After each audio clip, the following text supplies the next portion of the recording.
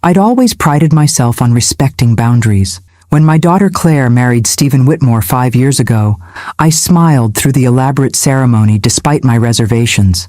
I kept my concerns to myself when she moved into the sprawling Whitmore family estate instead of establishing her own home with her new husband. I even bit my tongue when she gradually withdrew from the journalism career she'd once been so passionate about.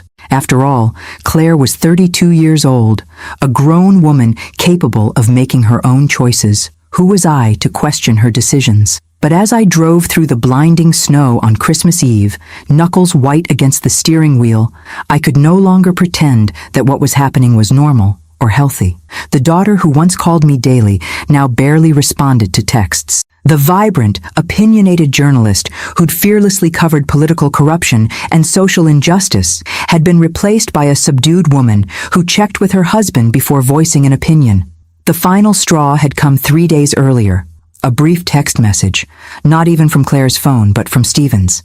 Claire is fully committed to Whitmore family Christmas traditions this year. Perhaps you can visit briefly after the holidays, if our schedule permits.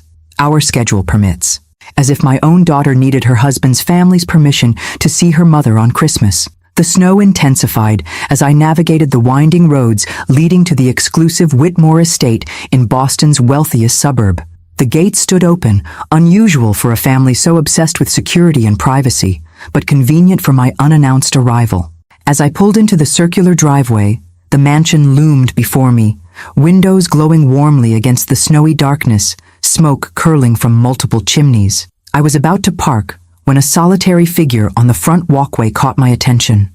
Even through the swirling snow, I recognized my daughter immediately. The particular way she held her shoulders, the tilt of her head. But something was terribly wrong. Claire was sitting alone on the edge of the walkway, dressed only in what appeared to be a cocktail dress. No coat, no scarf, nothing to protect her from the brutal cold. I abandoned my car in the driveway, half running, half sliding across the icy pavement toward her. "Claire," I called, my voice nearly lost in the wind.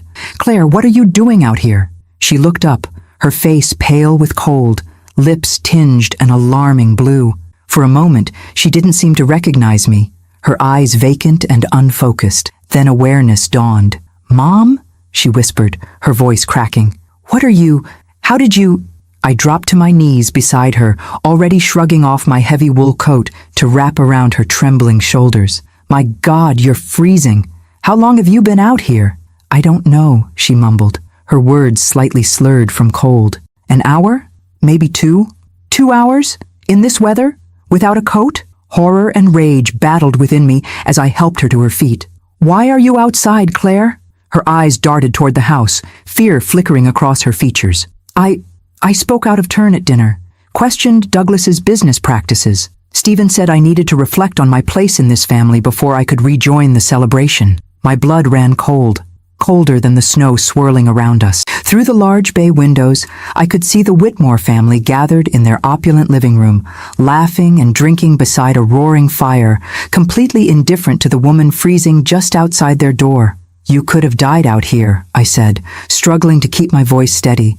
"Do you understand that? This isn't discipline, Claire. This is cruelty. It's their way," she whispered, tremors racking her body. "Women in the Whitmore family are expected to show absolute respect and deference." I knew the rules. In that moment, I saw with perfect clarity what had been happening these past 5 years. The gradual isolation, the subtle undermining of Claire's confidence, the systematic dismantling of her independence, all orchestrated by a family of men who viewed women as decorative possessions rather than equal partners. "Can you walk?" I asked, supporting her weight as she swayed unsteadily. "I think so," she nodded, though she leaned heavily against me. "But Mom, I can't leave. Stephen will be furious. And Douglas, I'm not asking permission from any Whitmore man," I cut her off, steel entering my voice. "You're coming inside at minimum to warm up and change clothes. Then we'll figure out next steps." She didn't protest further, which frightened me more than her words had. The Claire I'd raised would have argued, would have defended her own agency.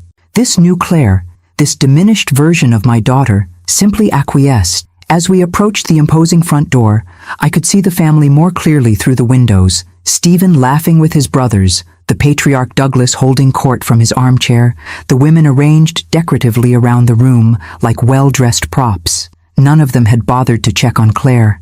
I didn't knock. Using the key Claire still clutched in her frozen hand, I unlocked the door and helped her inside. The blast of warmth was almost painful after the bitter cold outside. Our entrance caused an immediate disruption. The Christmas music playing through hidden speakers seemed suddenly too loud in the abrupt silence. 7 pairs of eyes turned toward us, shocked, affronted, and in Stephen's case, quickly transitioning from surprise to carefully manufactured concern. "Claire, darling," he said, rising from his place by the fire and approaching with an expression of solicitude that didn't reach his eyes. "I was just about to check on you. Have you had time to reconsider your behavior?" "She's suffering from hypothermia," I said, before Claire could respond. "She needs warm clothes and possibly medical attention, not a performance review." Douglas Whitmore stood then, a tall, imposing figure with silver hair and cold eyes. The family patriarch's expression was one of mild annoyance, as if I were a delivery person who had used the front entrance instead of the service door. "Pauline," he acknowledged with the barest nod, "this is an unexpected intrusion on our family Christmas. Claire understands that there are consequences for disrespect in this household." "Consequences," I repeated, incredulity sharpening my tone. She could have developed hypothermia or frostbite out there. "Over a dinner conversation?"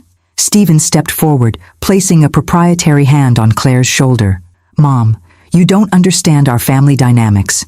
Claire and I should discuss this privately." I looked at my daughter, really looked at her.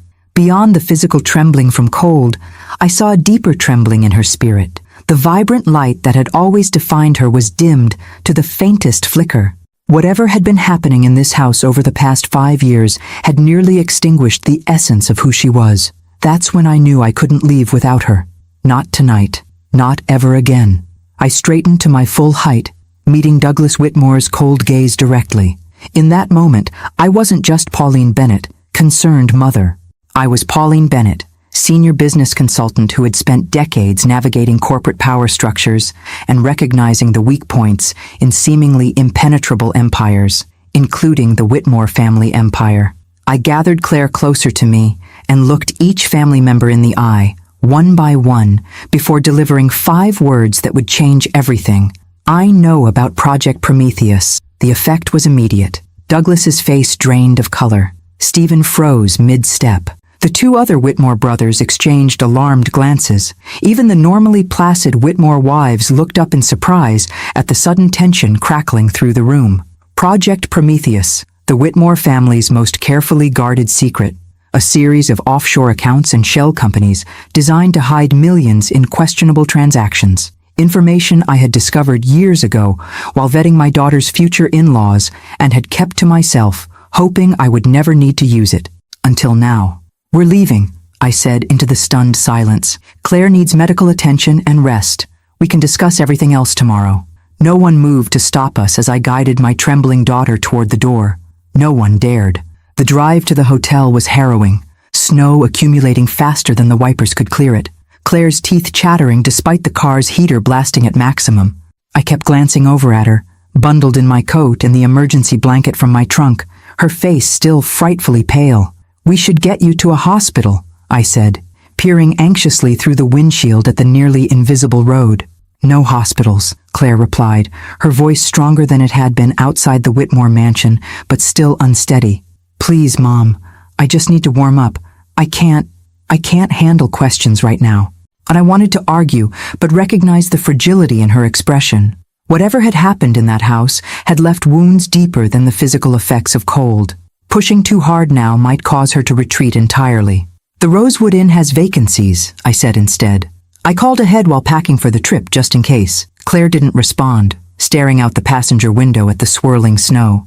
The silence between us felt both familiar and strange, the comfortable quiet of mother and daughter who know each other deeply, overlaid with the tension of years of growing separation. "How did you know?" she finally asked as we pulled into the hotel's covered entrance. "About Project Prometheus?"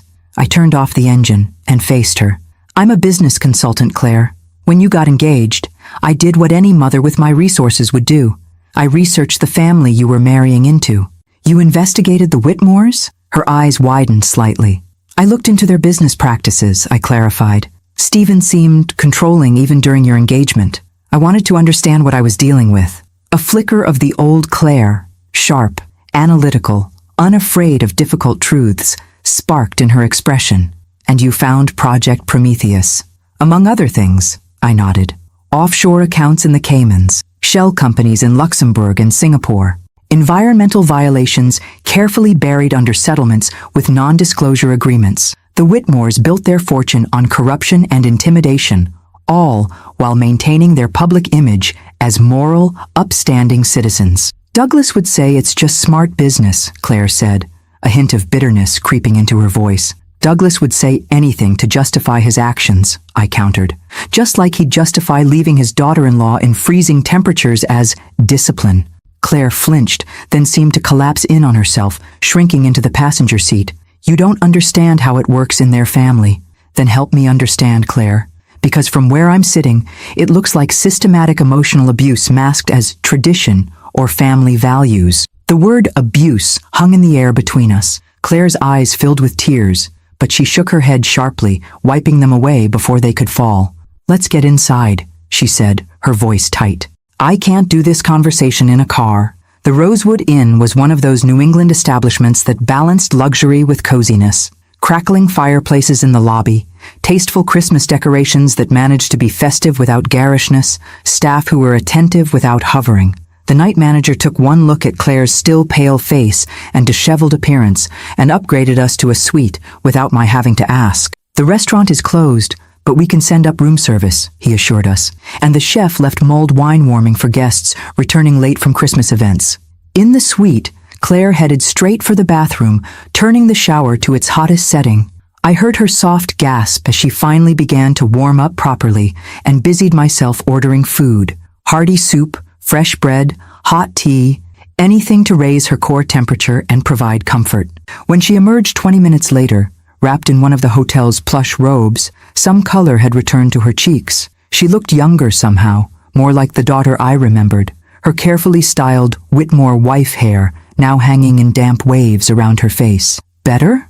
I asked, pouring her a cup of the mulled wine that had been delivered.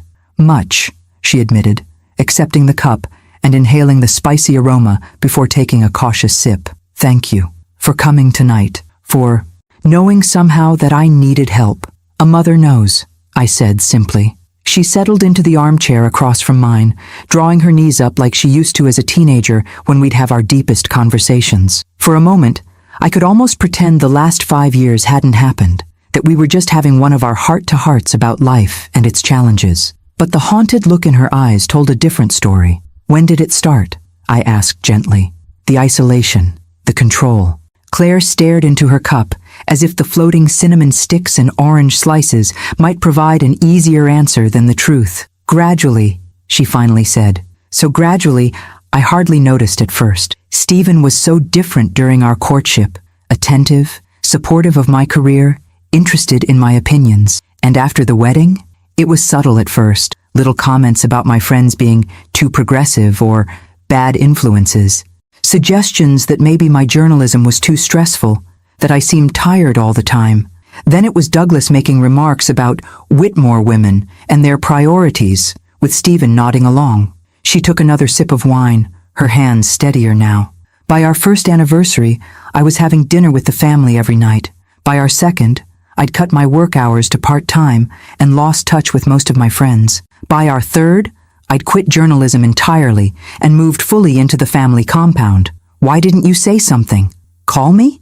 I would have helped, Claire. She looked up then, pain evident in her expression. They made it so clear that you weren't appropriate. Your independence, your career, your divorce, everything about you represented what Whitmore women should not be. Stephen said your influence had made it harder for me to adapt to real family life. The casual cruelty of it stung, but I pushed past my own hurt to focus on what mattered. And tonight, what happened that led to you sitting in the snow? Claire's shoulders tensed. Douglas was talking about a new development project, luxury condos where a low-income housing complex currently stands. I'd seen articles about it in my old newspaper. The residents are being forced out with minimal compensation, and there are allegations of bribes to city officials to expedite permits. And you said something?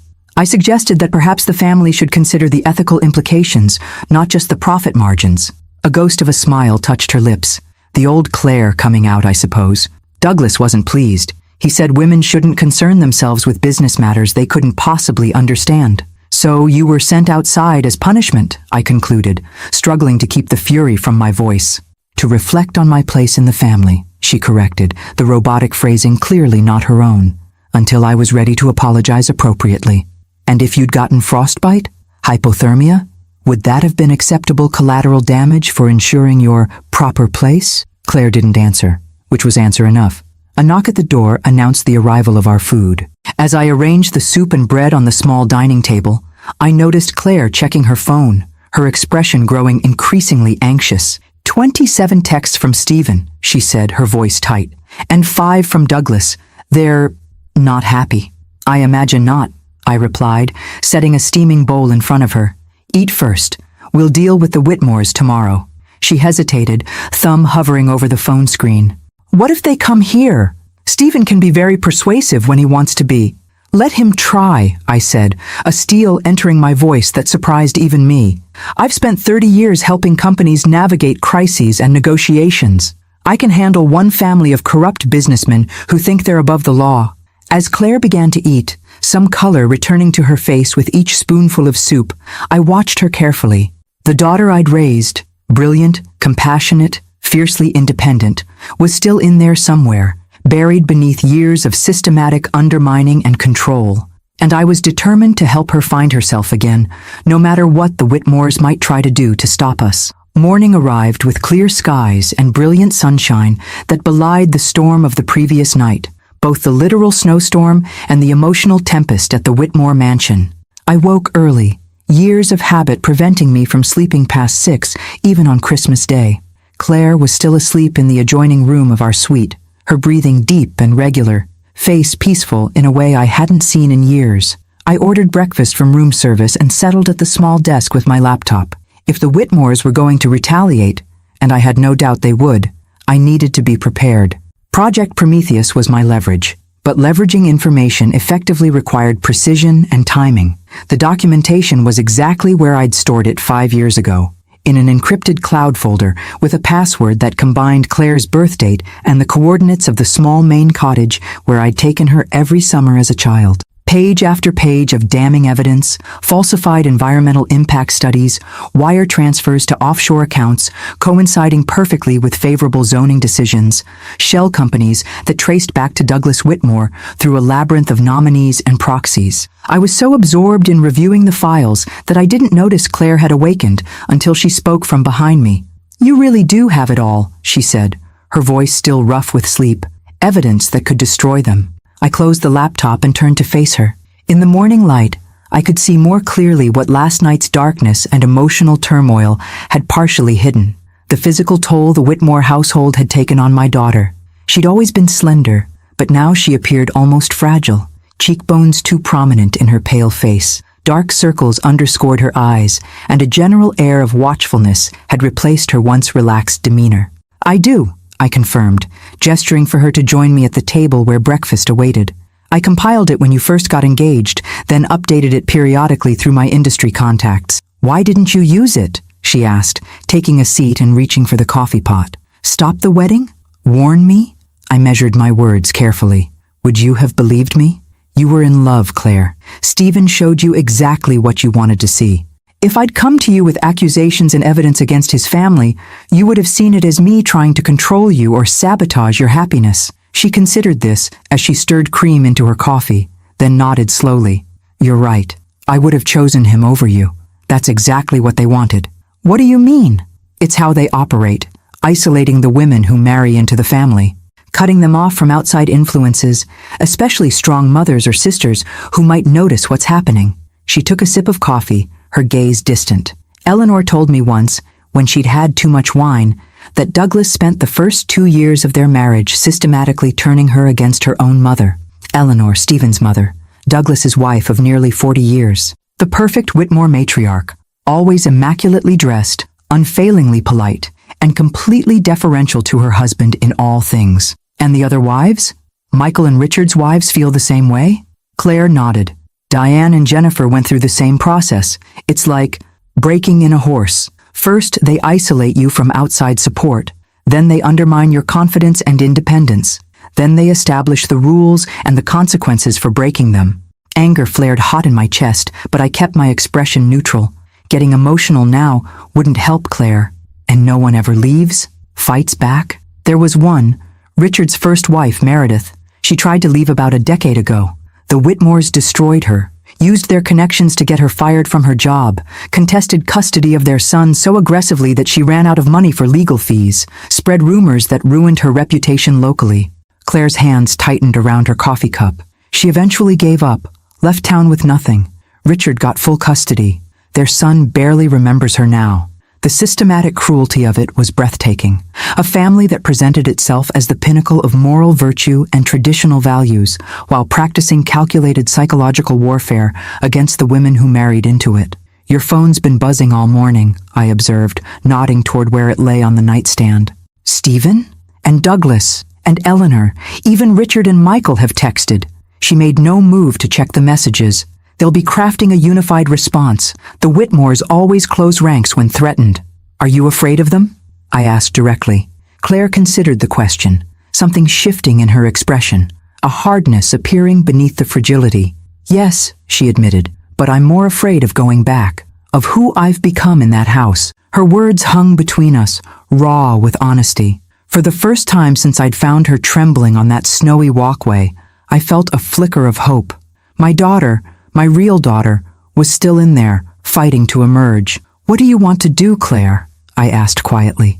This has to be your decision. She looked out the window at the sunlight sparkling off fresh snow, her profile etched against the brightness. In that moment, I could see both the little girl she had been and the strong woman she could become again, if she chose to reclaim herself. I want out, she said finally, turning back to me with newfound resolve. Completely out. Not just away for Christmas, not just a temporary separation. I want a divorce, and I want nothing to do with any Whitmore ever again. They won't make it easy, I cautioned. You've seen what they did to Meredith. I know. That's why I need your help. She leaned forward, a spark of her old intensity returning. And your evidence. Before I could respond, a sharp knock at the door interrupted us. Not the gentle tap of housekeeping or room service, but the authoritative rap of someone who expected immediate attention. Claire froze, her face draining of color. It's them, she whispered. They've found us. I rose calmly, smoothing my sweater. Let them come, I said, finding a strength in my voice that matched the resolve hardening within me. We knew they would. Through the peephole, I saw exactly what I expected. Stephen Whitmore, impeccably dressed despite the early hour, his handsome face set in an expression of concerned determination. Beside him stood his father Douglas, silver-haired and imposing in a camel haircoat that probably cost more than most people's monthly salary. Behind them, a third man I didn't immediately recognize, likely one of the Whitmore family lawyers, brought along to add legal weight to whatever pressure they planned to apply. I opened the door, but remained firmly in the threshold, blocking their entry to the suite. Pauline, Douglas acknowledged with a curt nod. We've come for Claire. This has been an unfortunate misunderstanding that we'd prefer to resolve privately as a family. Claire isn't receiving visitors at the moment, I replied pleasantly, as if declining a routine social call. Stephen stepped forward, his practiced smile not reaching his eyes. I understand you're concerned, Pauline, but Claire is my wife. She belongs at home, especially on Christmas morning. Our family has traditions, like leaving women to freeze in snowstorms when they express opinions, I interrupted, my tone still conversational despite the barb. Douglas's jaw tightened. What happens in our family is not your concern. My daughter's welfare is very much my concern, I countered. And Claire has made it clear she's not returning with you today. I'd like to hear that from Claire herself, Stephen insisted, trying to look past me into the suite. I felt a presence at my shoulder and turned to find Claire standing beside me. She'd thrown on jeans and a sweater, her hair pulled back in a simple ponytail, a far cry from the carefully coiffed Whitmore wife she'd been molded into. Even in casual clothes, even still pale and tired, she stood straighter than I'd seen her stand in years. I'm not coming home, Stephen, she said, her voice quiet but firm. Not today. Not ever. The facade of concerned husband slipped, revealing a flash of the controlling man beneath. Don't be ridiculous, Claire. Whatever issues you're having, we can discuss them at home. Your place is with me, with our family. The family that left me outside in freezing temperatures as punishment for expressing an opinion? She raised her chin slightly.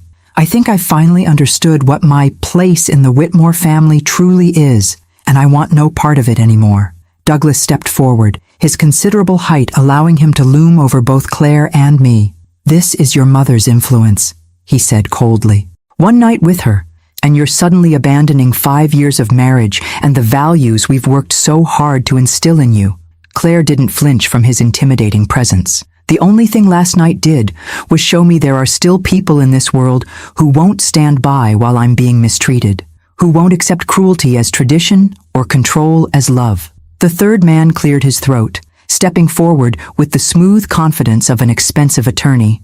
Mrs. Whitmore, I'm Edward Harrington, the family's legal counsel. I should advise you that leaving the marital home without cause could be construed as abandonment in divorce proceedings. It could significantly impact any financial settlement or division of assets. Without cause? I echoed incredulously. She was left outside in below freezing temperatures as discipline. I'd say that constitutes cause. A family disagreement that has been grossly mischaracterized, the lawyer replied smoothly. There are no witnesses to support such an extreme claim. Claire's hand found mine, squeezing tightly. I squeezed back, a silent promise of support. This conversation is over, I said firmly. Claire has made her decision. I suggest you respect it. This isn't over, Stephen said, dropping all pretense of concern. Claire, think about what you're throwing away. Think about the consequences. Is that a threat? I asked, arching an eyebrow. Douglas placed a restraining hand on his son's arm. Merely a reminder of reality, he said smoothly. Decisions have consequences. Claire has been part of our family long enough to understand how we protect our interests, and I've been protecting my daughter's interests her entire life, I replied, steel entering my voice. Perhaps it's time for you to understand what that means. With that, I closed the door firmly in their faces, turning the deadbolt with a decisive click. Claire let out a shaky breath, leaning against the wall. They'll be back, with more lawyers, maybe even police with some manufactured concern about my mental state. Let them come, I said, returning to my laptop. We'll be ready.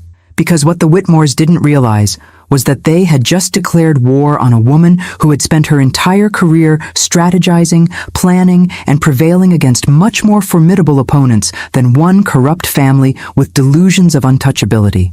And I never started a battle I didn't intend to win. We need to move, I said, already gathering our belongings. They'll likely try to establish a legal foothold, perhaps an emergency custody hearing claiming you're mentally unstable, or a wellness check from local police officers who golf with Douglas. Claire nodded, throwing items into her overnight bag with practiced efficiency. Where will we go? They know your address in Cambridge. Not Cambridge, I said, mentally reviewing options.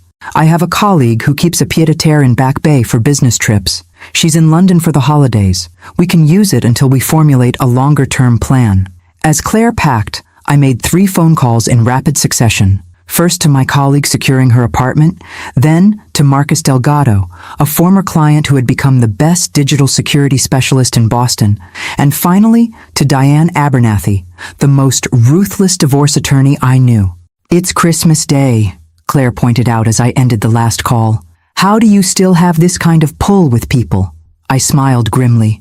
25 years of building a reputation for never asking for favors unless it's important, and always repaying them generously when I do.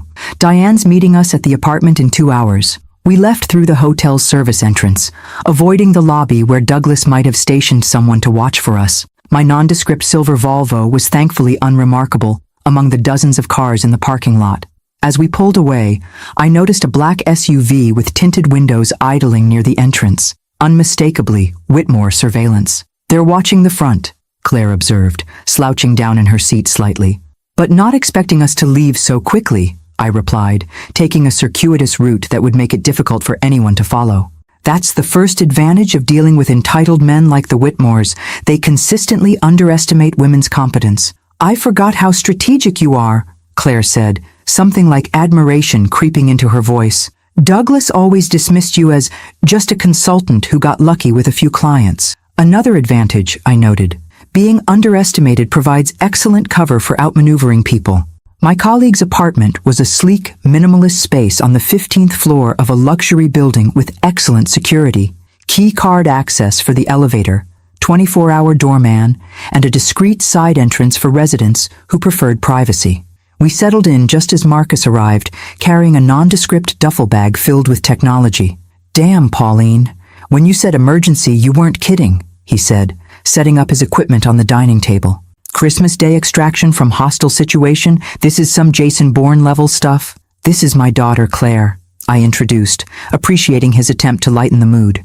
"Claire, Marcus is going to sweep for any tracking software on your phone and establish secure communications for us." Claire handed over her phone warily. "They can track me through my phone?" "If they've installed spyware, absolutely," Marcus confirmed, already connecting her device to his laptop. "Given what your mom briefly explained about these guys, I'd be surprised if they haven't." While Marcus worked, I briefed Claire on what to expect from Diane. "She's not warm and fuzzy, but she's devastatingly effective. She specializes in high-conflict divorces involving powerful men who think they're untouchable." "Will she take my case?" "I don't have money of my own anymore," Claire said, the reminder of her financial dependence making her voice tight. "Stephen controls all our accounts. Diane owes me several favors, and she despises men who use financial control as a weapon. Trust me, she'll take your case." Marcus let out a low whistle from the dining table. "Found it. 2 different tracking apps on your phone, plus they've been monitoring all your texts, calls, and emails." He glanced up, his expression serious. "They've had complete surveillance of your digital life. They even have access to your microphone and camera." Claire's face paled. "They've been listening to my conversations? Watching me?" "Potentially, yes," Marcus confirmed. "And there's more. Your Apple ID has been set up to share your location continuously with 3 different accounts, all Whitmore emails." The violation was so complete, so invasive, that for a moment, even I was speechless. Claire sank onto the sofa, hands trembling slightly. "Can you remove it all?" I asked Marcus. "Already on it, but I'd recommend a complete digital reset. New phone, new accounts, new everything." He worked as he spoke, fingers flying across his keyboard. "I'll set up encrypted communication channels for both of you. Email, messaging, the works, and I'll create some digital false trails to keep them busy while you figure out next steps." When Diane arrived 40 minutes later, she brought with her an energy that immediately transformed the apartment's atmosphere. Tall, impeccably dressed even on Christmas Day, with a silver streak in her dark hair and piercing eyes that missed nothing, she commanded attention without effort. "Pauline," she greeted me with a brief hug, before turning to Claire. "And you must be the woman escaping from Boston's most self-righteous family of hypocrites." Claire blinked, startled by the direct assessment. "You know the Whitmores?" "I've had the distinct displeasure," Diane confirmed, setting her briefcase on the coffee table and extracting a tablet. "Crossed paths with them in 3 different divorce cases over the years. Each time, they deployed the same playbook: character assassination, financial strangulation, and strategic intimidation." She looked Claire over with a professional assessment that was neither judgmental nor pitying. "Your mother says you want out completely. No reconciliation, no mediation, clean break. Is that accurate?" "Yes," Claire said firmly. "I won't go back to that house or that life." "Good. Clarity helps." Diane tapped her tablet to life. "Now, before we discuss strategy, I need to understand exactly what we're dealing with. Tell me everything. The control tactics, the isolation methods, the punishment systems, and especially any witnesses or evidence we might be able to leverage." For the next hour, Claire detailed her 5-year descent into the Whitmore family's web of control. As she spoke, her voice grew steadier, her perspective clearer, as if the simple act of articulating the manipulation helped her see it more objectively. Diane took notes, occasionally asking pointed questions that revealed her extensive experience with similar cases. "Classic high-control family system," she concluded when Claire finished. "They operate like a cult, with Douglas as the unquestioned leader and the daughters-in-law as the most recent recruits to be indoctrinated. Can we win against them?" Claire asked, the question that clearly weighed heaviest on her mind. "They have so much money, so many connections." Diane's smile was sharp as a scalpel. Money and connections matter, but they're not everything. What we need is leverage, something they value more than the satisfaction of punishing you for leaving. That was my cue. I have substantial evidence of the Whitmore family's business improprieties, I explained, opening my laptop to show Diane the Project Prometheus files, offshore accounts, bribes to officials, environmental violations, tax evasion, enough to trigger multiple federal investigations. Diane reviewed the documentation, her expression growing increasingly satisfied. This is exceptional leverage, she agreed. But we need to be strategic about using it. The moment they know we have this, they'll pull out all the stops to discredit both of you. They're already planning to, Claire said. I know their playbook. They'll claim I'm having a mental breakdown, that Mom has always been jealous of their family and poisoned me against them, that I'm unstable and need to be brought home for my own good. Then we need to establish your mental competence immediately, Diane decided. I'll arrange for an independent psychological evaluation tomorrow. We'll also file for an emergency restraining order based on last night's incident. The hypothermia risk alone should be sufficient grounds. They'll deny it happened, Claire pointed out. It will be my word against the entire family's. Not necessarily, I interjected, remembering something. The Whitmore mansion has security cameras covering the entire property, including the front walkway where they left you. If we can get that footage, they'll have deleted it by now, Claire said. Marcus looked up from his computer. Maybe not. Most high-end security systems back up to cloud storage automatically. If I can get into their network, he paused, considering. It's legally gray area, but given the circumstances, focus on legal approaches first, Diane cautioned. We need to file the emergency restraining order tonight before they can get ahead of us with their own legal maneuvers. I'll draft my statement about finding Claire last night, I offered. And I'll document the physical symptoms of exposure I observed, Marcus added, as a witness who saw her condition when you arrived at the hotel. Claire watched this rapid mobilization of support with a strange expression, somewhere between disbelief and dawning hope. They always said I had no one but them, she said quietly, that without the Whitmore name and connections, I would be nothing. I moved to sit beside her on the sofa, taking her cold hands in mine. They lied, Claire. You have always had people who value you for yourself, not your status, not your compliance, not your willingness to diminish yourself to fit their mold.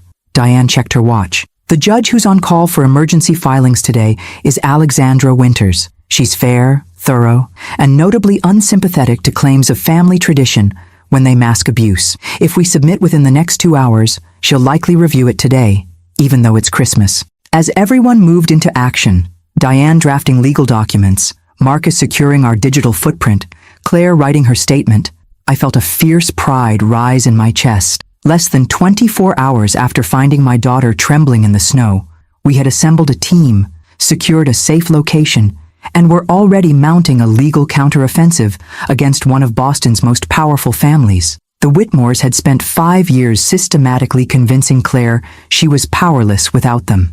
They were about to discover just how wrong they'd been, and Douglas Whitmore was about to learn that the just a consultant he had so casually dismissed was, in fact, the most formidable opponent he had ever faced. Judge Alexandra Winters granted the emergency restraining order at 7:42 p.m. on Christmas Day. Diane's efficient network ensured that copies were delivered to the Whitmore mansion and personally served to Stephen before 9 p.m., a small but significant victory that established the first legal boundary between Claire and the family that had systematically isolated her. It's temporary, Diane cautioned as she reported back to us. 10 days of protection while the court schedules a full hearing. But it prevents Stephen or any Whitmore from coming within 500 feet of Claire or attempting to contact her directly. They'll fight it, Claire said, huddled in an oversized sweater I'd purchased during our brief shopping excursion that afternoon. After 5 years of Whitmore-approved designer clothing, she'd gravitated toward comfort, soft fabrics, practical cuts, nothing that resembled the carefully curated wardrobe Stephen had insisted upon. Of course they will, Diane agreed. But fighting it requires them to present their side in court, under oath, explaining why they think it's acceptable to lock a family member outside in freezing temperatures as discipline. Marcus glanced up from his laptop. Speaking of evidence, I've got something. The Whitmore security system backs up to a secure cloud server, as I suspected, and while I couldn't access it directly, I did find that the system automatically sends daily activity reports to the family's head of security. Miles Fisher, Claire supplied, former military, completely loyal to Douglas. The very same, Marcus confirmed, but Mr. Fisher has rather predictable password habits. I was able to access his email account and he swiveled his laptop to show us. Here's yesterday's security report, complete with timestamps and screenshots of all exterior camera activations. The screen showed a series of images from the previous night, including a crystal-clear shot of Claire sitting on the walkway, arms wrapped around herself, visibly shivering in the falling snow. The timestamp showed 7:24 p.m., meaning she had indeed been outside for well over an hour before I arrived. "Send that to me immediately," Diane instructed, her expression grim but satisfied. "This undercuts any attempt they might make to deny the incident occurred." Claire stared at the image of herself, a complex mix of emotions crossing her face. "It's strange," she said quietly. "Seeing it from the outside like this, when you're in it, you start to think maybe it's normal, maybe you deserve it. But looking at that picture, it's clear psychological abuse," I finished for her, anger rising again at what had been done to my daughter. "And it wasn't the first time, was it?" She shook her head. "Different methods, but the same principle. Isolation as punishment for any perceived defiance or disrespect. Usually, it was being confined to my room without dinner or being excluded from family events. This was the first time they'd put me physically outside in dangerous weather." "Escalation," Diane noted, making another entry on her tablet. "Classic pattern in controlling relationships. The boundaries of what constitutes acceptable punishment gradually expand." My phone chimed with an incoming call from an unknown number. Normally, I would ignore such calls, but given the circumstances, I answered cautiously. "Pauline Bennett." "Miss Bennett, this is Detective James Morales with Boston PD." The voice was professional, slightly tired. "I'm calling regarding a welfare check request for your daughter, Claire Whitmore. Her husband has reported concerns about her mental state and possible coercion." And so it begins, I thought, meeting Diane's eyes across the room. She immediately understood, moving closer to listen in. "My daughter is perfectly fine, Detective," I replied calmly. "In fact, she's right here with me and is under the protection of an emergency restraining order issued by Judge Winters earlier this evening due to domestic abuse concerns." There was a pause. Then the detective's tone shifted subtly. "I see. Would it be possible for me to speak with Mrs. Whitmore directly to confirm her well-being?" I covered the phone. "Police welfare check," I whispered to Claire. "Stephen's first counter-move." Claire nodded, reaching for the phone. "This is Claire Whitmore," she said, her voice remarkably steady. "I'm safe and here of my own free will, Detective Morales. I left my husband's home last night after being forced to sit outside in freezing temperatures for over an hour as punishment for expressing an opinion at dinner." She listened for a moment, then continued. "Yes, I've secured legal representation. Yes, the restraining order is legitimate. You can confirm with Judge Winters' office. No, I am not in any danger except from the Whitmore family." After a few more exchanges, she ended the call and handed the phone back to me. "He's sending a patrol car to confirm in person. Standard procedure, he says." Diane nodded approvingly. "Good. Let them document your condition and state of mind. Every official record of you being rational and clear about your decision to leave strengthens our position." 2 officers arrived 30 minutes later, a woman in her 40s with the steady demeanor of a veteran cop, and a younger male officer who seemed slightly starstruck to be inside one of Boston's most exclusive residential buildings. They spoke with Claire privately for several minutes, then briefly with me, before departing with assurances they would document Claire's safety and sound mental state. "One attempt neutralized," I noted, as the door closed behind them. "They'll try again," Claire warned. "Different angles, different officials. The Whitmores have contacts throughout Boston's power structure." As if on cue, Marcus's monitoring program pinged with an alert. "Incoming," he announced, scanning his screen. "Whitmore family lawyer filed an emergency petition alleging temporary insanity and undue influence. They're requesting an immediate psychological evaluation and temporary guardianship for Stephen." "On what grounds?" Diane demanded, already reaching for her phone. Marcus read from the filing. claims that Claire has a history of emotional instability exacerbated by her estrangement from her mother, and that Pauline's sudden appearance triggered a psychotic break with reality. They're alleging that Pauline has a vendetta against the Whitmore family and has manipulated Claire's vulnerable mental state. Predictable, Diane scoffed, dialing rapidly, and easily countered with the independent psychological evaluation we've already scheduled for tomorrow morning. Judge Winters won't grant temporary guardianship without clear evidence of incapacity. While Diane worked her legal magic, I sat beside Claire on the sofa. She was handling everything with remarkable composure, but I could sense the toll this rapid-fire legal battle was taking. "You should rest," I suggested gently. "Tomorrow will be challenging." She shook her head. "I can't. Not yet. There's something important I need to tell you about Project Prometheus." That caught my attention. "What about it?" Claire glanced toward Marcus and Diane, then lowered her voice. "The documents you have are just the beginning. There's more. Much more. Douglas keeps a complete record of every transaction, every bribe, every shell company in a secure database that only he and his sons can access. How do you know this?" A hint of the old Claire, the investigative journalist with a nose for hidden truths, flickered across her face. "Because I may have been playing the perfect Whitmore wife on the outside, but I never completely lost myself. I watched. I listened. I remembered." She leaned closer. 3 months ago, I overheard Stephen and Richard discussing a problem with one of the offshore accounts. Richard mentioned that Douglas was updating the master file. Later that night, I saw Stephen accessing a password-protected database on his home computer. He was careless, didn't realize I could see the reflection of his screen in the window. "Did you see what was in it?" I asked, impressed by her covert observation skills despite everything she'd been through. "Not details, but I saw enough to know it's comprehensive. Account numbers, contact information for officials they've bribed, dates of transactions, everything needed to establish a pattern of corruption." I considered the implications. "If we could access that database, we'd have the ultimate leverage," Claire finished. "But it's stored on a secure server in Douglas's home office. Physically accessing it would be nearly impossible, especially now." Marcus approached, having caught the tail end of our conversation. "Not necessarily impossible," he said thoughtfully. "Every secure system has vulnerabilities. The question is whether we can find them before the Whitmores escalate further." Diane ended her call, looking grimly satisfied. "Crisis temporarily averted. Judge Winters has agreed to review our evidence before making any determination on their guardianship petition. But make no mistake, this is just the opening salvo. The Whitmores are mobilizing their considerable resources. Then we need to mobilize ours," I said, a plan already forming, "and perhaps add some resources they don't know we have." I pulled out my phone and dialed a number I rarely used, a direct line to Jonathan Pierce, investigative journalist at the Boston Globe and former colleague of Claire's. If the Whitmores wanted to play hardball, they were about to discover they weren't the only ones who knew how to leverage connections and influence. The game was changing from defense to offense, and I had no intention of losing.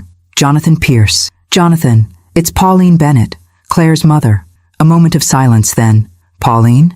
It's been, 3 years since Claire's Journalism Award dinner? Is everything okay? It's Christmas." "Claire needs your help," I said simply, knowing that direct honesty would be more effective with a veteran journalist than any elaborate explanation. "She's left Stephen Whitmore under difficult circumstances. The family is retaliating with everything they have." "Jesus," Jonathan muttered. "I always wondered about that relationship. Claire was one of our brightest reporters. Then suddenly she's quitting to become a corporate wife. Never sat right with me." "Can you meet us? Tonight?" To his credit, Jonathan didn't hesitate. "Text me the address. I'll be there in 30. After ending the call, I turned to find Claire watching me with a mixture of hope and anxiety. "You called Jonathan?" she asked. "We haven't spoken since the Whitmores systematically cut you off from everyone in your former life," I finished gently. "But Jonathan never bought the official story about you happily transitioning to corporate wifehood. He tried to reach out several times in your first year of marriage." "I didn't know," she said quietly. "Stephen screened all my calls, messages. I thought everyone from my old life had just moved on." The simple admission revealed yet another layer of the isolation tactics employed by the Whitmores, not just preventing Claire from reaching out, but actively intercepting attempts by her former friends and colleagues to maintain connections. Jonathan arrived 45 minutes later, bearing the rumpled appearance of a man who lived for the story rather than appearances. His eyes widened slightly when he saw Claire, though he quickly masked his reaction. "Good to see you, Bennett," he greeted her with the old nickname from her reporting days, his casual tone belying the concern evident in his expression. "You too, Pierce," she replied, a ghost of her former professional persona surfacing briefly. After quick introductions to Diane and Marcus, we gathered around the dining table to brief Jonathan on the situation. To his immense credit, he listened without interruption as Claire detailed her gradual isolation within the Whitmore family, the controlling behaviors, and finally the incident that had catalyzed her escape. "Classic high control dynamics," he noted when she finished, echoing Diane's earlier assessment. "I've covered cults with less effective isolation techniques. We need your help in 2 ways," I explained, laying out our strategy. "First, as insurance. The Whitmores will try to control the narrative, likely by painting Claire as unstable and me as manipulative.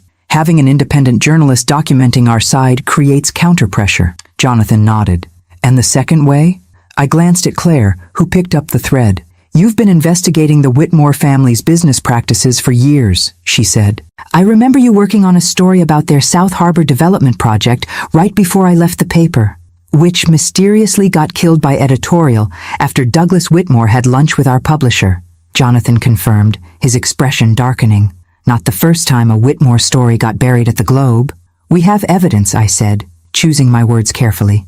"Substantial evidence about a Whitmore operation called Project Prometheus. Offshore accounts, environmental violations, bribes to officials." Jonathan's eyes narrowed with journalistic interest. "How substantial?" "Enough to trigger federal investigations," Diane interjected. "But we're sitting on it temporarily as leverage for Claire's divorce and protection.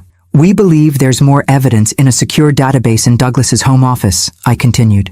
"If we could access it, we'd have the complete picture of their operations." Jonathan leaned back, studying us thoughtfully. "So you need me as both an insurance policy against character assassination and potentially to help break a major corruption story, assuming we can access this database." "Precisely," I confirmed. He didn't hesitate. "I'm in. The Whitmores have been buying their way out of accountability for decades. It's time someone held them responsible." Marcus, who had been monitoring his laptop throughout our conversation, suddenly straightened. "Movement on the Whitmore front. They've called a family meeting at the mansion. All 3 brothers plus Douglas and their attorneys." "How do you know that?" Claire asked, impressed. "I'm monitoring their email communications," he admitted. "Technically borderline legal, but given the circumstances, they're planning their next move," Claire surmised, wrapping her arms around herself. "Douglas won't accept defeat on any front. He'll be furious that the restraining order was granted." "Good," Diane said firmly. "Angry opponents make mistakes. We need them reactive rather than strategic." Jonathan pulled out a small notebook, jotting quick notes. "What's our immediate plan?" "The psychological evaluation tomorrow establishes Claire's competence and counters their guardianship petition." "What else?" "We need to secure Claire's personal belongings from the Whitmore house," I said. "Important documents, meaningful items, anything that would be difficult to replace." Claire shook her head. "They won't let anyone in to collect my things, and I can't go myself with the restraining order in place." "Actually," Diane corrected, "the restraining order prevents them from approaching you, not vice versa. With a police escort, you have the legal right to retrieve your personal effects from the marital home." "They'll find a way to block it," Claire insisted. "Douglas has half the police department in his pocket." "Not all of them," Jonathan said thoughtfully. "I have a contact, Lieutenant Sandra Rivera. She heads the domestic violence unit and has a particular dislike for powerful men who think they're above the law. If I explain the situation, she might be willing to personally escort Claire." "That could work," Diane agreed. "But we need to move quickly, before the Whitmores have time to hide or destroy anything important." Marcus raised a hand. "Before we go charging into the lion's den, I have an idea about the database." "Claire, you mentioned it's on a secure server in Douglas's office. Is it a physical server or cloud-based?" "Physical," Claire confirmed. "Douglas doesn't trust cloud storage for his most sensitive information. He has a dedicated server in a locked closet off his home office. The sons have remote access through a VPN. Marcus's eyes lit with the particular enthusiasm of a tech specialist presented with an interesting challenge. If it's networked for remote access, there might be vulnerabilities we can exploit without physical presence. The Whitmores have top-tier cybersecurity, Claire warned. Everyone has blind spots, Marcus countered, especially families who believe their money makes them untouchable. While they discussed technical possibilities, I stepped aside with Jonathan to strategize media angles. The Whitmores will try to bury this story, I warned him. They have considerable influence over the Globe's management. He nodded grimly. Which is why we need to be prepared to go beyond the Globe if necessary. I have contacts at ProPublica and the Washington Post who would jump at a well-documented corruption story involving Boston's first family of values. The hypocrisy angle, I observed. Exactly. Douglas has spent decades positioning himself as the moral backbone of Boston's business community. He serves on ethics committees, gives speeches about family values, donates to conservative causes promoting traditional family structures. The contrast between that public persona and the private reality would be journalistic gold. As we rejoined the main group, Claire was outlining items she needed to retrieve from the Whitmore mansion. My personal laptop, if they haven't already accessed or destroyed it, my grandmother's jewelry, which Stephen keeps in their safe, my passport and birth certificate, and a leather journal I kept hidden in a compartment under the window seat in our bedroom. You kept a journal? I asked, surprised that she'd managed such an act of independence within the controlling environment. She nodded. Not consistently, and I was careful what I wrote, knowing they might find it. But there are entries documenting incidents over the years, punishments, controlling behaviors, things Douglas and Stevens said when they thought no one outside the family would ever hear. That could be extremely valuable as supporting evidence, Diane noted. If we can retrieve it, we'll find a way, I assured her. In the meantime, we should all try to rest. Tomorrow will require clear heads and steady nerves. As the others prepared for sleep, Marcus setting up his monitoring programs to alert us to any digital movements from the Whitmores, Diane reviewing legal documents for the morning's court appearance, Jonathan making notes for potential future articles. I found Claire standing by the window, looking out at Boston's nighttime skyline. Are you okay? I asked softly, joining her. I keep expecting to wake up, she admitted. To find myself back in that house, back in that life, with all of this just a dream.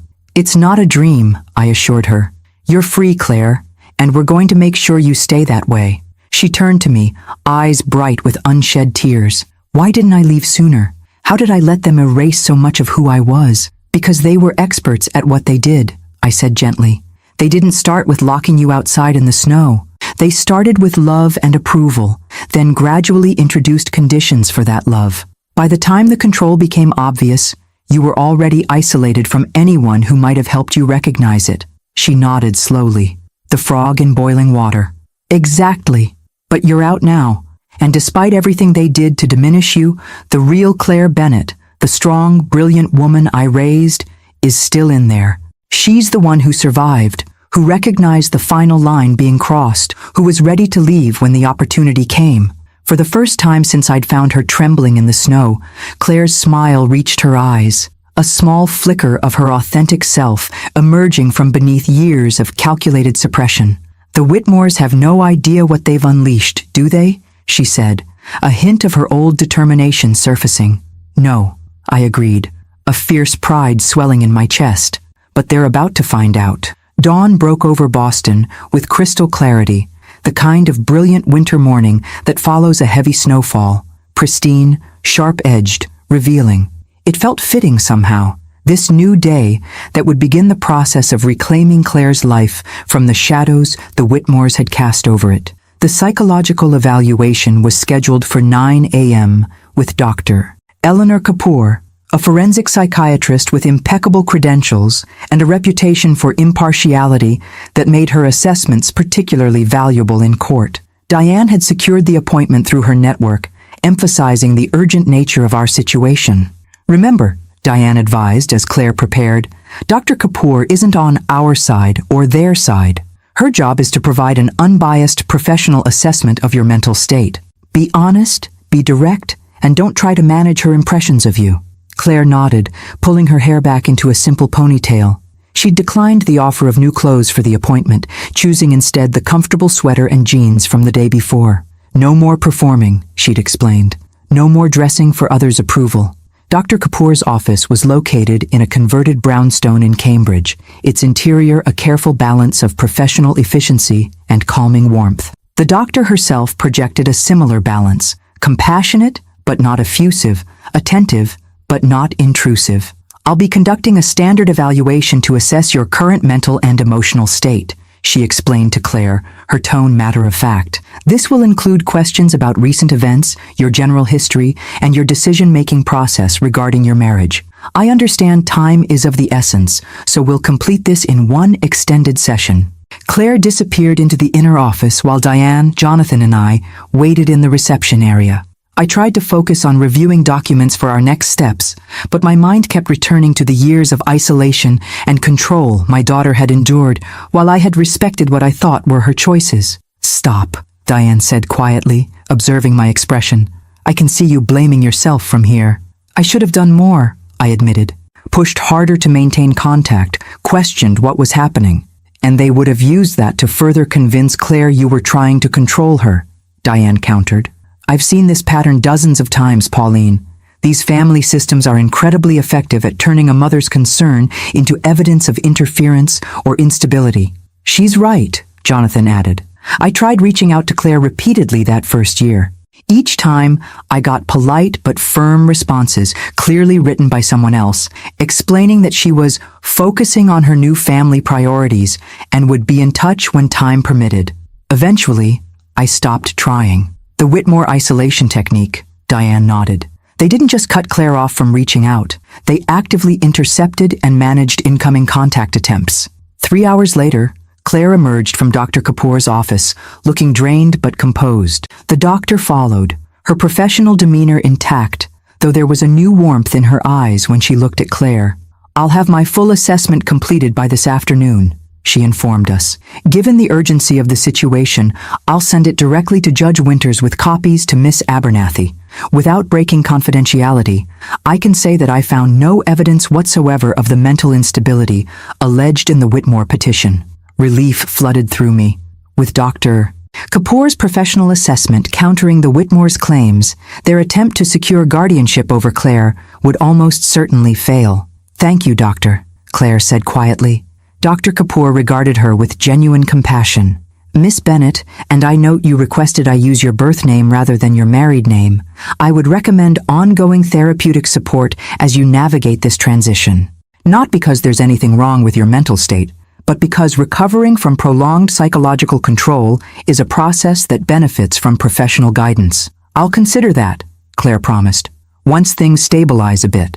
Our next stop was Lieutenant Sandra Rivera's office at the Boston Police Department's Special Victims Unit. Jonathan had made the introduction, explaining enough of the situation to secure her interest without overwhelming her with details. Lieutenant Rivera was not what I had expected.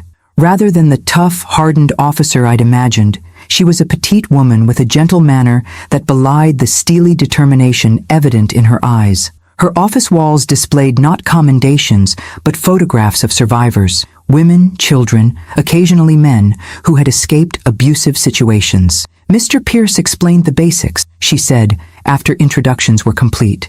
"You need a police escort to retrieve personal belongings from your marital home, where a powerful family may attempt to obstruct you." "Yes," Claire confirmed. "There's a restraining order in place, but it only prevents them from approaching me, not vice versa." Lieutenant Rivera nodded. "I've reviewed the order. Technically, any officer could accompany you, but given the Whitmore family's connections, I'll handle this personally." "Thank you," I said, grateful for her understanding of the power dynamics at play. "Don't thank me yet," she cautioned. "This won't be pleasant. Controlling individuals often become most dangerous when they feel their control slipping. The fact that your husband comes from a wealthy, influential family only increases the risk." "I understand the risk," Claire said firmly. "But there are things I need from that house. Documentation, personal items, evidence." Lieutenant Rivera studied her for a moment, then nodded. "We'll go today. The sooner the better, before they have time to remove or destroy anything important." While Claire and the lieutenant worked out logistics for the retrieval operation, Marcus called with an update on his attempts to access the Whitmore database. I've identified a potential entry point, he reported. Stephen's remote access credentials. Based on the email monitoring, he's not particularly careful with his cybersecurity, uses similar passwords across multiple platforms, leaves himself logged in on devices. Can you access the database with those credentials? I asked, hope rising. Not directly, not yet, he admitted. There's multi-factor authentication involved. But if Claire can retrieve her laptop and it still has Stephen's fingerprints in the browser history, I might be able to piggyback on his previous access. One more reason to ensure the retrieval mission succeeded.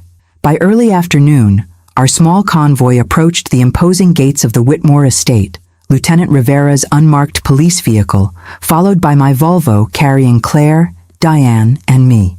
Jonathan had stayed behind to coordinate with Marcus, both monitoring the situation remotely. The gates stood open, as they had on Christmas Eve, though this time our arrival was expected. Lieutenant Rivera had called ahead, officially notifying the Whitmores of our court-authorized visit to retrieve Claire's personal effects. Remember, Diane cautioned, as we drove up the long driveway, engage as little as possible. No arguments, no justifications, no defenses. We're here for Claire's belongings, nothing more. The mansion loomed ahead, its manicured perfection now reading as sterile and oppressive to my eyes. Douglas's silver Bentley was parked prominently in the circular driveway, a calculated statement of his presence and authority. He didn't have to be here, Claire noted, tension evident in her voice. He's making a point by being present. Let him posture, Lieutenant Rivera said calmly. It changes nothing about our legal right to be here. As we parked, the massive front door opened to reveal Douglas Whitmore himself, flanked by a man I recognized as Edward Harrington, the family's legal counsel. Of Stephen, there was no sign, likely a strategic decision to avoid any potential violations of the restraining order. Lieutenant Rivera, Douglas acknowledged with cold civility as we approached, this is highly irregular and unnecessarily adversarial. If Mrs. Whitmore required personal items, a simple request would have sufficed. Mr. Whitmore, the lieutenant replied with professional detachment. We are here to execute a court-approved retrieval of Miss Bennett's personal property. This is standard procedure when a restraining order is in place. The deliberate use of Claire's maiden name was not lost on Douglas, whose jaw tightened almost imperceptibly. Very well. Mr. Harrington will accompany you to ensure nothing beyond personal effects is removed.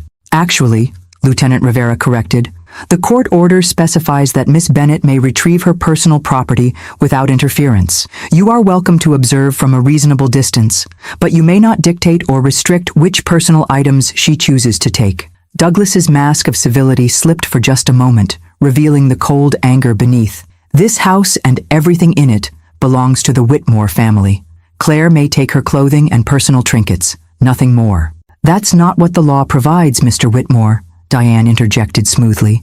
In a separation pending divorce, each party retains rights to their personal property, including gifts, inherited items, and professional materials. I watched Claire during this exchange, noting how she stood straighter with each passing moment, drawing strength from the solid legal ground beneath our feet. The Whitmores had spent years convincing her she had no rights, no recourse, no support system outside their carefully controlled environment. Now she was witnessing firsthand the limits of their power when confronted with legal authority. As we prepared to enter the mansion, Claire caught my eye, a silent message passing between us. Whatever happened inside, whatever we managed to retrieve, or were forced to leave behind, she had already reclaimed the most important thing, her freedom from the golden cage they had constructed around her. And not even Douglas Whitmore, with all his wealth and influence, could force her back inside it. The Whitmore mansion's interior hit me differently now, its opulence reading as oppressive rather than impressive. The perfect symmetry of the furnishings, the museum-like quality of the decor, the absence of any visible clutter or signs of actual living. It all spoke of control rather than comfort. Claire moved through the space with the careful navigation of someone in enemy territory, her posture alert, eyes constantly scanning. Lieutenant Rivera stayed close beside her, while Diane and I followed a few steps behind. Douglas and his attorney maintained a watchful distance, Douglas's expression a carefully constructed mask of dignified concern. We'll start with my personal items in the bedroom, Claire said, her voice steady despite the tension evident in her shoulders. As we climbed the sweeping staircase to the second floor, I noticed small details I'd missed during my brief confrontation on Christmas Eve. The way family photographs displayed only perfect, posed moments. How even the fresh flower arrangements appeared identical throughout the house, as if stamped from a template. The absence of any books, magazines, or reading materials that might suggest independent thought. The master bedroom suite occupied the east wing of the second floor. A series of connected rooms including a sitting area, massive bedroom, walk-in closets, and a bathroom larger than some apartments. Here, for the first time, there were visible signs of disruption. Drawers partially open, items moved, the subtle evidence of someone having searched through belongings. "They've been through my things," Claire observed, her tone more resigned than surprised. "Looking for the journal, probably." Lieutenant Rivera made a note. "Do you see anything missing or damaged?" Claire scanned the room carefully. "Not immediately obvious, but I'll need to check specific hiding places." She moved with purpose to the window seat, an elegant built-in bench beneath bay windows overlooking the estate's manicured grounds. With practiced movements, she pressed a nearly invisible seam in the wood paneling, revealing a small hidden compartment. "Empty," she reported, disappointment flashing across her face. "They found the journal." "Was there anything else hidden there?" Diane asked. "No, just—" Claire paused, a calculating expression replacing the disappointment. "Wait, they'd expect me to hide things there. It was too obvious." She crossed to the bookcase that occupied one wall of the sitting area, running her fingers along the spines of leather-bound classics that appeared more decorative than read. Selecting one, a volume of Austen that showed subtle signs of actual use, she opened it to reveal hollowed-out pages containing a small leather notebook. "The decoy worked," she said, relief evident in her voice as she tucked the notebook into her bag. "This is the real journal. I kept a fake one in the window seat in case they ever searched my things." "Smart," Lieutenant Rivera commented, genuine admiration in her tone. We continued the methodical collection of Claire's belongings, clothing she actually liked rather than the designer pieces Stephen preferred. Personal mementos, professional materials from her journalism days that had survived the Whitmore's attempts to erase her previous identity. Each item went into suitcases and boxes under the watchful eyes of Douglas and his attorney, who remained silent but clearly seething at their inability to interfere. In Stephen's office, Claire retrieved her laptop from where it had been stored in a cabinet. "They've almost certainly accessed it," she warned. "But Marcus said that might actually help him trace connection pathways to the main database." The most challenging retrieval came when Claire requested access to the safe in Douglas's office to collect her grandmother's jewelry. "Absolutely not," Douglas interjected, stepping forward for the first time. "My office and its contents are private. That area is not covered by your court order." Lieutenant Rivera turned to him with professional calm. "Mr. Whitmore, if the safe contains Miss Bennett's personal property, she has the legal right to retrieve it. Those jewels were reappraised and insured as Whitmore family assets after the marriage," Douglas countered. "They're no longer her personal property." "That's blatantly false," Diane replied. "Inherited jewelry remains the separate property of the spouse who inherited it, regardless of insurance arrangements. Unless there was a specific written agreement transferring ownership. Was there, Claire?" "No," Claire confirmed. "I was told the jewelry needed to be stored in the family safe for security reasons, but there was never any discussion of transferring ownership." Douglas's jaw tightened, but he recognized the legal quicksand he was approaching. With visible reluctance, he led us to his office, a masculine space of dark woods, leather furniture, and carefully curated symbols of power and success. The wall safe was concealed behind a painting of the original Whitmore patriarch, a configuration so stereotypically patriarchal it would have been comical in any other context. Douglas entered the combination with his body positioned to block our view, then stepped aside with ill-concealed hostility. "Take only what is verifiably yours," he warned as Claire approached the safe. Inside was a precisely organized collection of documents, cash, and jewelry boxes. Claire selected 3 velvet cases without hesitation. "My grandmother's pearl necklace, her emerald earrings, and her wedding band," she identified, opening each briefly to confirm its contents before placing them in her bag. As she turned to leave, her gaze fell on a locked metal box on Douglas's desk. For a moment she froze, recognition flashing in her eyes. "What is it?" I asked quietly. "The external hard drive," she whispered. "It contains backup copies of the database." Douglas, sensing the shift in energy, moved toward his desk possessively. "We're finished here. You've retrieved your personal items as authorized." Lieutenant Rivera caught the exchange and positioned herself strategically. "Is there something else that belongs to you, Miss Bennett?" Claire hesitated, clearly calculating the risks of making a claim. The hard drive wasn't technically her property, but it potentially contained crucial evidence of the Whitmore family's corruption. "No," she finally said, her eyes communicating something different to me. "I have what I came for." As we prepared to leave, boxes and suitcases loaded into our vehicles, Douglas made one final attempt to assert control. "This theatrical production changes nothing, Claire," he said, his voice pitched low enough that only our immediate group could hear. "The Whitmore family has weathered far more serious challenges than a rebellious daughter-in-law. You would do well to remember that before this escalates further." It was a threat, thinly veiled but unmistakable. 5 days ago, such a statement might have intimidated Claire into compliance. Today, she met his gaze directly. "I remember everything, Douglas," she replied, her voice steady. "Every conversation I wasn't supposed to hear, every document I wasn't supposed to see, every lesson on the proper place of Whitmore women. I remember it all." Something flickered in Douglas's expression, a momentary calculation, a reassessment of the threat she might actually pose. Before he could respond, Lieutenant Rivera smoothly guided Claire toward the waiting cars. "Time to go, Miss Bennett. We've completed the court-authorized retrieval." As we drove away from the mansion, Claire released a shaky breath, tension visibly draining from her shoulders. "I wasn't sure I could do that," she admitted. "Face him, be in that house again without falling back into the old patterns." "You did brilliantly," I assured her, fierce pride filling my chest. "Did you get everything you needed?" "Most of it," she confirmed. "The journal is the most important. It documents instances of control, manipulation, discipline over the past 3 years.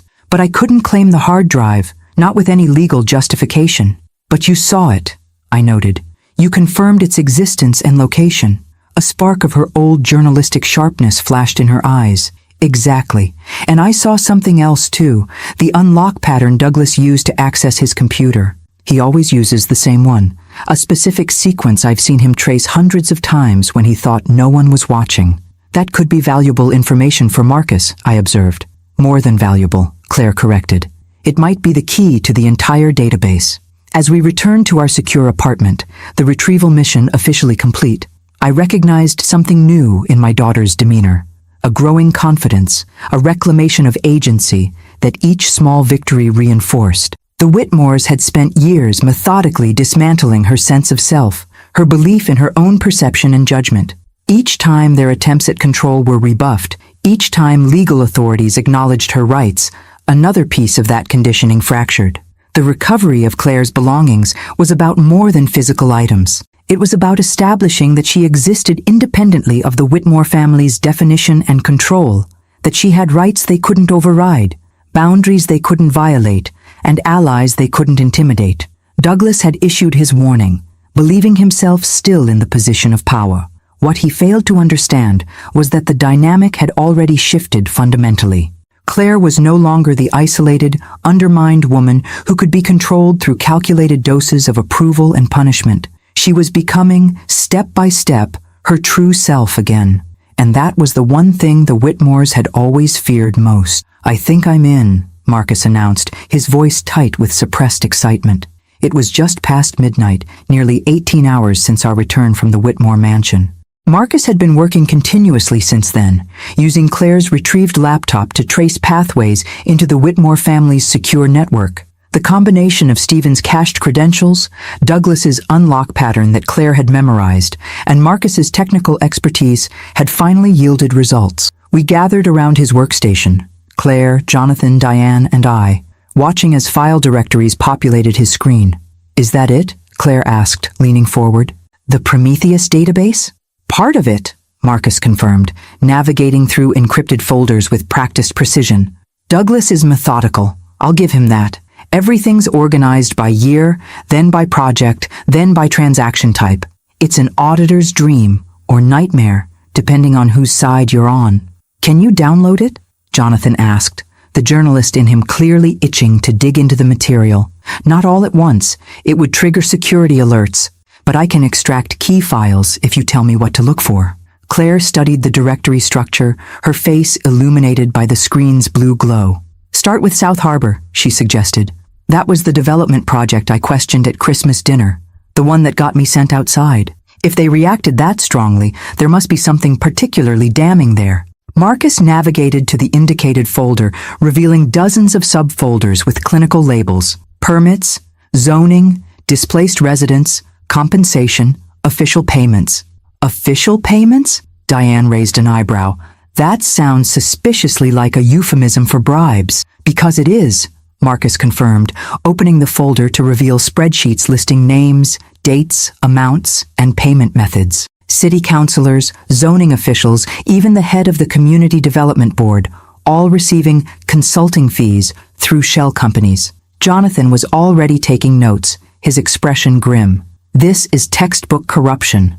They're systematically bribing officials to approve a development that's displacing an entire low-income community.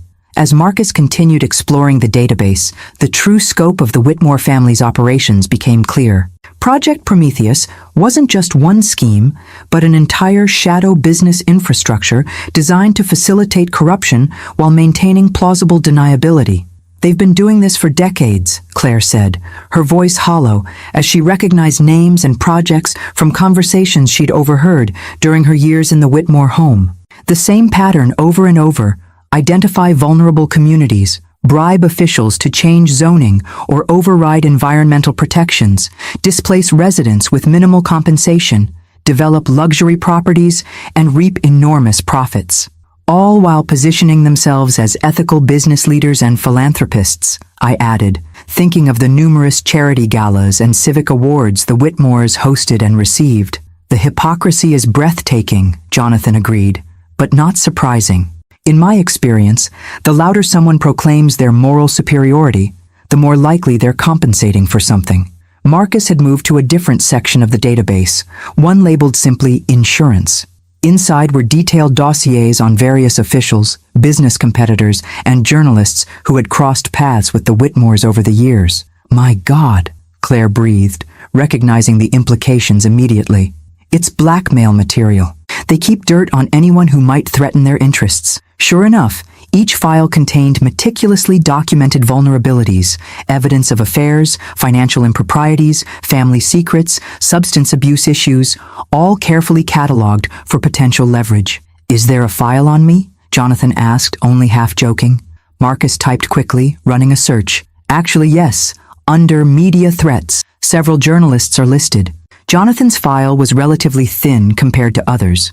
Notes about his divorce 5 years earlier, his son's struggles with ADHD, financial pressures from medical bills. They were looking for pressure points, Jonathan realized. Ways to influence or discredit me if my reporting got too close to their operations. There's one on you too, Pauline, Marcus said quietly, opening another file. I leaned forward, curious what the Whitmores might have compiled about me. The file contained basic biographical information, notes about my consulting business, and particular emphasis on my separation from Claire. They've been monitoring you since before Claire married Stephen, Marcus observed, scrolling through time-stamped entries, especially your client relationships and business contacts. They saw you as a threat from the beginning, Claire said, the realization dawning in her voice. Because you represent everything they oppose, a successful, independent woman who raised a daughter with the same values. Not successfully enough, apparently, I replied, the old guilt surfacing briefly. Claire squeezed my hand. Mom, no. The fact that they needed this much effort to separate us, to control me, that proves how strong the foundation was that you built. While this emotional exchange unfolded, Marcus had continued exploring the database. There's something else here, he said, opening a folder labeled Contingencies. It looks like response plans? Protocols for different scenarios that might threaten their operations. The folder contained detailed strategies for handling various crises, investigations by journalists or regulatory agencies, challenges from community organizations, even internal threats like family members becoming problematic. Look, Claire pointed to one file labeled Wife Management. With growing horror, we read through what amounted to a family playbook for controlling the women who married into the Whitmore family. Isolation techniques, financial restriction methods, psychological manipulation strategies, all clinically detailed as if discussing business operations rather than human relationships. Diane seemed momentarily at a loss for words, despite her extensive experience with high-control divorce cases. This is beyond controlling. This is systematic emotional abuse, documented and institutionalized across generations. There are similar files for each brother's wife, Marcus noted, navigating through the folder, including a specific one for Claire. Claire's file was the most extensive, containing notes on her problematic independence, her excessive attachment to her mother, and her dangerous professional background in investigative journalism. It outlined a 5-year plan for gradually reshaping her into a proper Whitmore wife with specific milestones for reducing her independence. Year 3. Complete professional disengagement. Year 4. Full financial dependence established. Year 5. Pregnancy to cement family commitment, Claire read aloud, her voice growing steadier rather than more distressed with each revealed detail. They had my entire life mapped out without my knowledge or consent. This isn't just controlling behavior, Jonathan said, his journalistic detachment giving way to genuine anger. This is methodical psychological manipulation, documented in their own words, in their own files. It's also exactly what we need, Diane interjected, professional focus cutting through the emotional impact of the revelations. This database provides irrefutable evidence for Claire's divorce case and potential civil claims against the entire family. And criminal charges, Lieutenant Rivera added from the doorway, where she had joined us unnoticed during our absorption with the database. We had invited her to review our findings, given her professional expertise with domestic abuse cases. The bribery and corruption are clear criminal violations, she continued, studying the screen over Marcus's shoulder. But this wife management program potentially constitutes conspiracy to commit psychological abuse and coercive control, which is recognized as domestic violence in Massachusetts as of last year's legislative update. Can we use this legally? I asked, turning to Diane. Given how we obtained it? Diane's expression was thoughtful. The database access is legally problematic for criminal prosecution, fruit of the poisonous tree and all that. But for Claire's divorce and civil protection, there's precedent for admitting improperly obtained evidence when it directly relates to physical safety and well-being. We have another option, Jonathan added, journalistic reporting. The laws protecting journalists' sources would allow me to report on the contents without specifying how they were obtained. And once it's public through legitimate journalism, Lieutenant Rivera noted, law enforcement could initiate investigations based on the published information rather than the original access method. As the discussion continued about legal strategies and journalistic approaches, I watched Claire. Rather than appearing traumatized by the revelations about how comprehensively she had been manipulated, she seemed to be growing more centered, more resolute with each new detail. "Are you okay?" I asked quietly, while the others debated tactical options. She met my eyes, and I saw something I hadn't fully seen since before her marriage: clarity, determination, and the sharp intelligence that had once made her such a formidable journalist. "I'm better than okay," she said. "For 5 years I've been gaslighted into doubting my own perceptions, my own memories. I kept thinking maybe I was overreacting. Maybe I was the problem. Maybe their way was normal, and I just couldn't adapt properly." She gestured toward the screen displaying the cold, clinical details of her own planned psychological subjugation. "This proves I wasn't crazy. Everything I felt, everything I sensed but couldn't quite articulate, it was all real. They really were systematically dismantling who I was, deliberately and with full awareness." Understanding dawned. For Claire, these horrifying documents weren't just evidence for legal proceedings. They were validation of her own reality. Confirmation that her perceptions had been accurate despite years of being told otherwise. "We have everything we need now," she said, her voice stronger than I'd heard it in years. "Let's end this." The Whitmore family had spent generations building their empire on corruption, control, and the systematic suppression of anyone who threatened their power, particularly the women who married into their fold. They had documented their methods meticulously, never imagining their carefully guarded secrets would be exposed. That confidence would prove to be their downfall. And Claire, the problematic wife they had tried so methodically to break, would be the catalyst for their unraveling. "They've filed a cybersecurity complaint," Diane announced, striding into the apartment the next morning with her usual purposeful energy. "Douglas Whitmore is claiming his private servers were illegally accessed and his confidential business information compromised. We had been expecting this, the Whitmore family's first countermove, once they discovered the database breach. Marcus had deliberately left subtle traces of the access, a calculated risk we'd agreed upon to strengthen our position for what would come next. Has he specified what was accessed?" Jonathan asked, looking up from his laptop where he'd been drafting the framework of his exposé. "Interestingly, no," Diane replied, setting her briefcase on the dining table.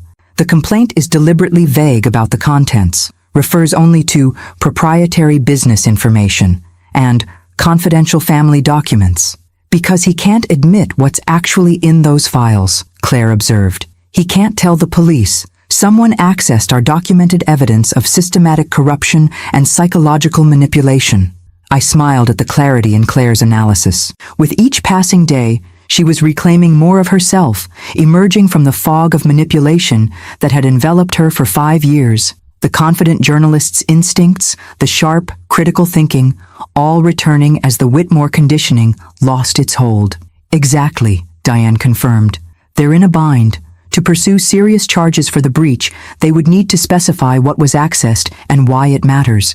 But doing so would expose the very content they're desperate to keep hidden." "What's our next move?" I asked, surveying our impromptu war room, the dining area now covered with laptops, legal documents, and strategically organized evidence. "We move first," Jonathan declared, turning his laptop to show us the draft article he'd been refining throughout the night. "The exposé is ready. I've coordinated with my editor at the Globe and secured a commitment that Douglas can't kill this one. Too many people involved now. Too much documentation." The headline was stark in its simplicity. "The Whitmore family's shadow empire, corruption, control, and coercion behind Boston's first family."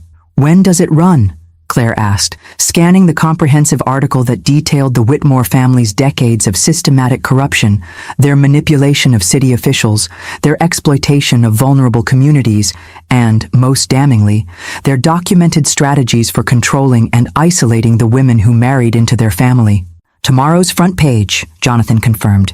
"Digital version goes live at midnight tonight. We're coordinating with the Washington Post for national coverage and follow-up investigations." "Douglas will try to block publication," I cautioned. "Let him try," Jonathan replied, with the confidence of a journalist on solid ethical ground. "The evidence is overwhelming, the public interest is clear, and we've structured it to withstand legal challenges. Multiple editors have reviewed and approved it. The publisher is on board, and we've consulted the paper's legal team extensively."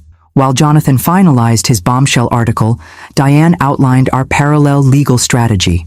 "We've filed an amended petition with Judge Winters documenting the newly discovered evidence of systematic emotional abuse and coercive control.